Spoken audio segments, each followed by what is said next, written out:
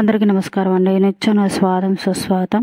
ఈరోజు వీడియోలో ఒక మంచి రెసిపీ మీకు చూపించబోతున్నాను. పెసరపప్పు కిచిడి.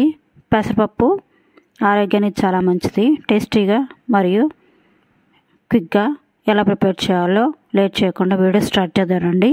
ముందుగా ఒక మిక్సింగ్ బౌల్ తీసుకోవాలి. ఒక కప్పు పెసరపప్పు వేయాలి.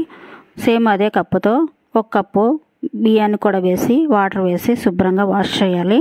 మూత పెట్టి పక్కన ఉంచాలి. పొయ్యి మీద కుక్కర్ని పెట్టి దానిలో నెయ్యిని వేసి వేడి చేయాలి. లో ఫ్లేమ్లో మాత్రమే నెయ్యిని వేడి చేయాలి. నెయ్యి అనేది లైట్గా మెల్ట్ అయిన తర్వాత బిర్యానీ ఆకును వేయాలి. 2 లేదా 3 లవంగాలను వేయాలి. లైట్గా వేగనివ్వాలి. ఒక మీడియం సైజు ఉల్లిపాయను తీసుకొని బారు ముక్కలు కట్ చేయాలి. ముక్కలు కట్ చేసిన ఉల్లిపాయలను నేతిలో వేయాలి. కొద్దిగా కరివేపాకు, బారుగా కట్ చేసిన పచ్చిమిర్చి 2 టేస్ట్కి అనుగుణంగా వేసుకోవాలి.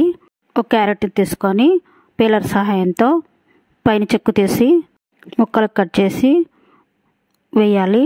నేను ఒక కప్పు క్యారెట్ ముక్కలు తీసుకున్నాను. బంగాళదుంప అనేది మీడియం సైజు ఒకటి తీసుకొని పై తోలు తీసి ముక్కలు కట్ చేయాలి. దీన్ని కూడా వేయాలి. నేను ఒక కప్పు బంగాళదుంప ముక్కలు తీసుకున్నాను. అల్లాన్ని కూడా పైన తోలు తీసి పేస్ట్ లాగా తీసి ఒక స్పూను అల్లం పేస్ట్ను వేయాలి. ముందుగా కడిగి ఉంచిన పెసరపప్పు బియ్యం మిశ్రమాన్ని దీనిలో వేయాలి.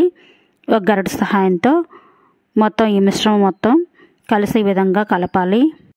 3 కప్పుల వాటర్ని తీసుకొని దీనిలో వేయాలి. కిచిడి అనేది పల్చగా ఉండాలనుకుంటే మరికొంత వాటర్ని యాడ్ చేసుకునవచ్చు. రుచికి సరిపడా సాల్ట్ వేసి సన్నగా కట్ చేసిన కొత్తిమీరను కూడా వేయాలి. మరొకసారి గరిటె సహాయంతో మొత్తాన్ని కలపాలి. కుక్కర్ మీద మూత పెట్టేసి పొయ్యి మీద ఉంచి 3 విజిల్స్ రానివ్వాలి. ఇలా ఉడికిన కిచిడీని మరొకసారి గరిటె సహాయంతో కింద నుంచి పై దాకా కలిపి సర్వింగ్ బౌల్లో తీసుకోండి. ఇదండి ఈరోజు వీడియో. నచ్చితే లైక్ చేయండి, షేర్ చేయండి. మరిన్ని వీడియోల కోసం ఛానల్ సబ్స్క్రైబ్ చేయండి. Thank you for watching everyone. Thank you.